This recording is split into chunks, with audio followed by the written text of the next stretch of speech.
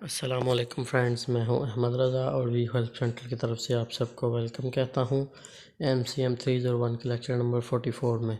तो आज का जो हमारा लेक्चर है वो सेकंड लास्ट लेक्चर है। इसके बाद हमारी सिर्फ एक ही मुलाकात है और उसके बाद आपके पेपर्स आ जाएंगे। तो आज की इस वीडियो का जो टॉपिक है वो है राइटिंग आ रिज्यूम, जो कि पिछले लेक्चर में भी था। इसका पार्ट 2 है। तो चलिए लेक्चर को स्टार्ट करते हैं।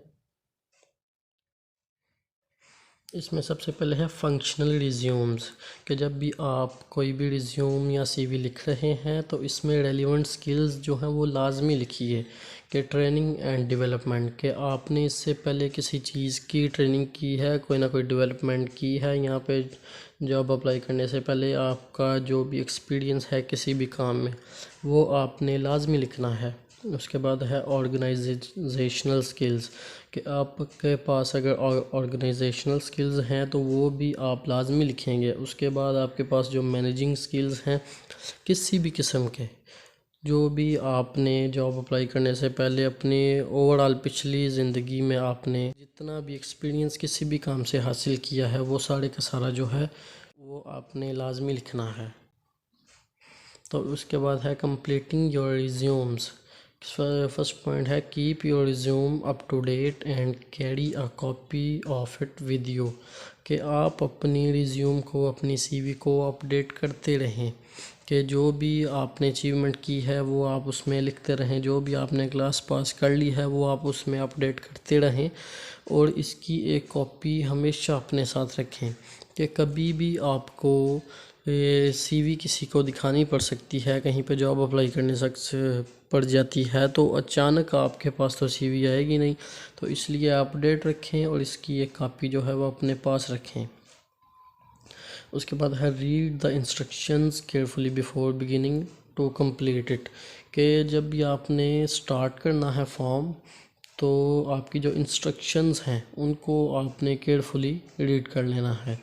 उसके बाद है if the instruction specify printing और hand writing response do as required, कि अगर तो वो प्रिंटिंग में मांगते हैं आपसे फॉर्म कंप्लीट करने को तो आप प्रिंटिंग में कंप्यूटर पे टाइप करके प्रिंट करके उनको देंगे। अगर हैंड राइटिंग रिक्वायर्ड है तो आप हैंड राइटिंग से ही फॉर्म जो है वो अपना फिल करके रिटर्न बैक करेंगे। उसके बाद जो पॉइंट है वो है complete every blank on the form, के आपने कोई भी खाना अपने फॉर्म का जो है वो खाली नहीं छोड़ना है। जो जो उनकी फॉर्मेलिटीज़ हैं आपने सारी की सारी लिखनी है, पूरी करनी है। उसके बाद है complete the form neat and clean, के आपने बिल्कुल क्लियर और करेक्ट जो है वो अपना फॉर्म फिल करना है, साफ सुथरा अपने फॉर्म फिल करना है। उसके बाद है जी answer the questions honestly but in manner that emphasize your strength not weakness, कि आपको इंटरव्यू के दौरान जो भी क्वेश्चन पूछे जाएंगे, आपके फॉर्म में जो भी क्वेश्चंस पूछे जाएं उनको आपने बिल्कुल ईमानदारी से लिखना है और बताना है। और बताने सिर्फ वही पॉइंट्स हैं कि जिनमें आपकी स्ट्रेंथ है, मजबूती है, आपके पास 100% श्योर है कि ये काम मैं कर सकता हूँ। आपने कभी भी अपनी वीकनेस को जाहिर नहीं करना है। उसके बाद जो आगे वाला पॉइंट है वो है if the form includes question about the expected salary you receive then write actual figure और रेंज ऑफ फिगर्स, कि अगर आपको सैलरी के बारे में कोई क्वेश्चन पूछा जाता है कि आप सैलरी कितना लेना चाहेंगे तो आपने उल्टी सीधी कोई भी फिगर नहीं लिख देनी या कोई तुक्का लगा दें, कोई रेंज वगैरह लिख दें। आपको जितनी चाहिए आपने डायरेक्टली उसकी फ़िगर लिखनी है, और जितनी आप इंटरव्यू में कहेंगे उतनी ही आप जॉब एप्लीकेशन फॉर्म पे भी लिखेंगे। उसके बाद लास्ट पॉइंट है upon completion review the entries for the completeness and accuracy, कि जब आप फॉर्म को कंप्लीट कर लें, जॉब एप्लीकेशन को आप फिल कर लें तो उसके बाद एक बार उसे ध्यान से देख लें कि कोई खाना खाली तो नहीं रह गया या कुछ इन्फॉर्मेशन हमने रॉन्ग तो नहीं लिख दिया, उस सब को ठीक कर लेना है। उसके बाद है इंटरव्यू, के इंटरव्यू में आपसे किस तरह के सवाल पूछे जाएंगे। सबसे पहले तो है शो योर बेस्ट पर्सनैलिटी, कि आपके बोलने चालने का, आपके चलने का जो अंदाज़ है, आपके बैठने का जो अंदाज़ है, वो सारा का सारा जो है वो जज किया जा रहा होता है कि आपकी पर्सनैलिटी किस तरह की है।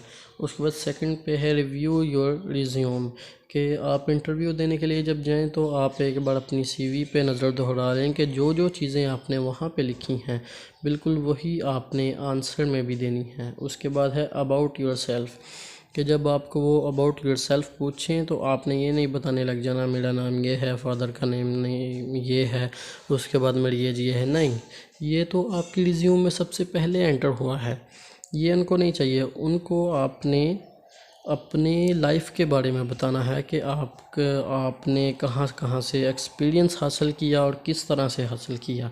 ये होता है अबाउट योर सेल्फ़। उसके बाद है कि थिंकिंग अहेड अबाउट क्वेश्चंस, कि कुछ क्वेश्चंस आपको वो ऐसे भी पूछ सकता है कि आपको वो शर्मिंदा करना चाहे, कि आपकी मेंटली सेटिस्फेक्शन चेक करना चाहे। तो आपने जो भी बात करनी है आपने डायरेक्टली अपने क्वेश्चन पूछने वाले की आंखों में आंखें डाल के बिल्कुल क्लियरली बात करनी है। उसके बाद है जी, ये कुछ क्वेश्चंस हैं जो वो आपसे आपकी मेंटली सेटिस्फेक्शन के लिए पूछ सकता है कि अबाउट योर सेल्फ़। तो आपने वहाँ पे अपना नेम वगैरह नहीं बताने लग जाना, आपने अपनी लाइफ के बारे में, अपने करियर के बारे में बताना है कि आपने आज तक किया क्या है, कहाँ कहाँ से आपने एक्सपीरियंस हासिल किया है। उसके बाद है जी अबाउट योर CGPA, ये क्वेश्चन वो पूछ सकता है कि आपका CGPA जो है वो पिछले सेमेस्टर्स में लो क्यों है। तो आपने ये नहीं करना कि शर्म से अपनी आंखें झुका लें या चुप करके बैठ जाएं, आपने आंसर ही इस अंदाज से देना है कि उनको ये बताएं कि बहुत सारी चीज़ों में इंटरेस्ट थे, जैसे मैं अपने टीम का बहुत अच्छा प्लेयर था, मुझे फ़लाँ एक्टिविटी का भी शौक़ था, तो इसकी वजह से मेरे दूसरी एक्टिविटीज़ की तरफ भी बहुत ज़्यादा ध्यान था, तो इसलिए CGPA लो आ गया। उसके बाद एक्सपेक्टेड सैलरी, जो आपने फॉर्म में लिखी है वही आपने इंटरव्यू में भी बतानी है।